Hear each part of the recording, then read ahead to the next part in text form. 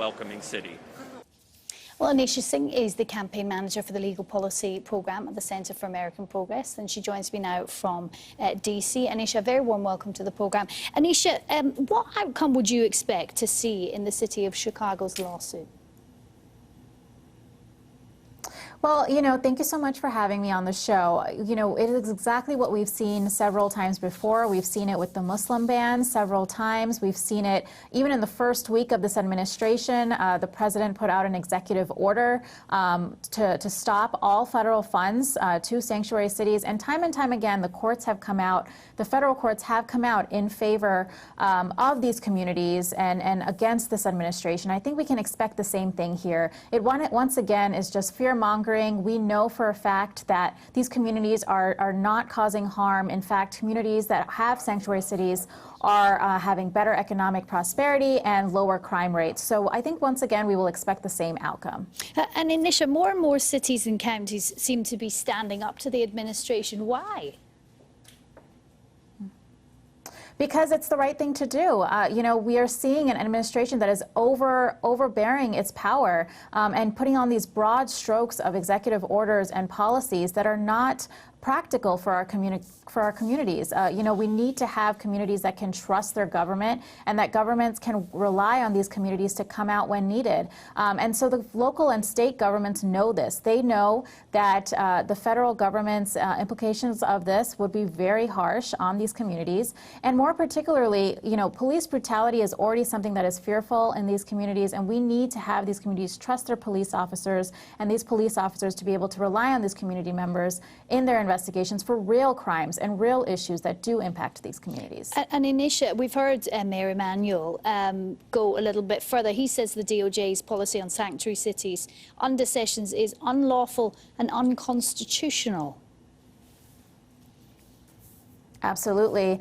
We saw a couple of cases back in the 90s, actually, in which the late Justice Scalia even spoke out and said that it is against the 10th Amendment for the federal government to impose such laws on the state and local government. And we've seen the right do this many times, where they themselves had said that the federal government should not be telling state and local government what to do. Limited government on the federal side has always been a policy issue and a contentious issue. So we're seeing that once again, where the Constitution has said that the federal government cannot impose the state and local government to do things on the federal law side with local resources. So once again, taking those local resources for federal law should not be permitted. And we saw this in 2012 too with the Obama Medicaid case, in which they said it's like a gun to the head of local government, and that's intimidation. What are the implications, Anisha? I'm thinking for law enforcement, if the Department of Justice was successful in shutting down the sanctuary city immigration policies? I think it would be chaos.